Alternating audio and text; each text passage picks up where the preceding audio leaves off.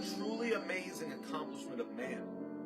It took the collective efforts of some of the greatest minds of all time, over 2,000 years, to invent this model. It was a reverse-engineered masterpiece.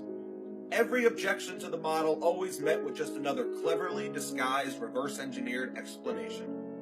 For example, the lacking stellar parallax was rationalized by the stars being trillions upon trillions of miles away.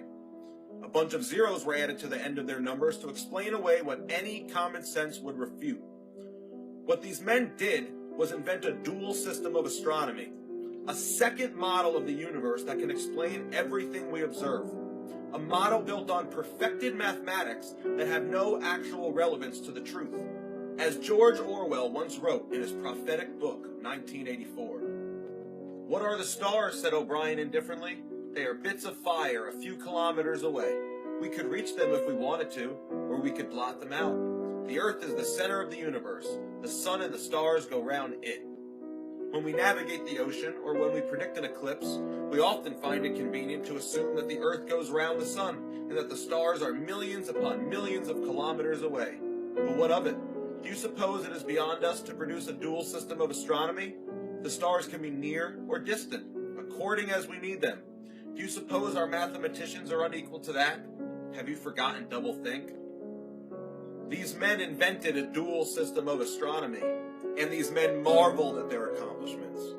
Finally, we shall place the sun himself at the center of the universe. The globe, heliocentrism, the Big Bang Theory, evolution, all pseudoscientific lies taught to us as fact, and we are taught lie after lie after lie. They need to keep us completely ignorant and uninformed, and for the exact same reason that they didn't educate the slaves.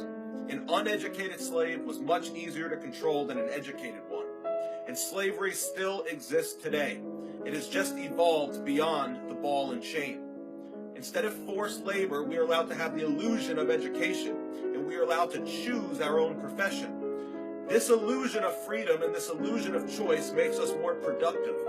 The more productive we are, the more taxes we can pay. We are all just small cogs in a massive machine. We are their slaves. We are their debt slaves. So like any slave, why would they ever tell us the truth? Knowledge is power, and he who holds the knowledge holds the power. They pretended to give us educations, but all it was a watered-down curriculum designed to prevent your mind from reaching its true potential. All it was government indoctrination, and people gobbled up lie after lie. All these lies serve one master agenda, and that's to remove God from creation.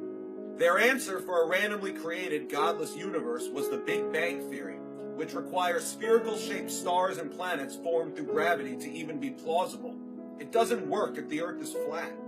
How could they go about creating a theory of how a flat Earth, with all the heavenly bodies revolving around it, could be randomly created without the intelligence of a supreme being? They cannot. A flat, geocentric Earth proves creation, and this is a huge problem for the people who possess the power here on Earth. And here's what it all boils down to. No one can serve two masters. Either you will hate one or love the other. No one can serve both God and money. No one can serve both God and greed. The Bible clearly describes a flat and stationary earth with boundaries, a beginning and an end, as all things have. So if the earth were flat, it would prove God's word, and Satan is constantly telling us the opposite of what God's word tells us. All of Satan's lies blind us from the truth and lead us further away from God. They work hard to try to hide God from us because no one can serve two masters. They want money to be your master. They need you to be a debt slave to their grand monetary Ponzi scheme because it is you, the common worker, that keeps this matrix alive and functioning. If people knew 100% that God is real, that there truly is an afterlife, and that this physical state we are in is only a tiny blip on the radar, they would stop showing up to their dead-end jobs working for slave wages, and they would stop being debt slaves to the bankers who rule over us, and people would choose to serve God instead of money. The entire system would collapse.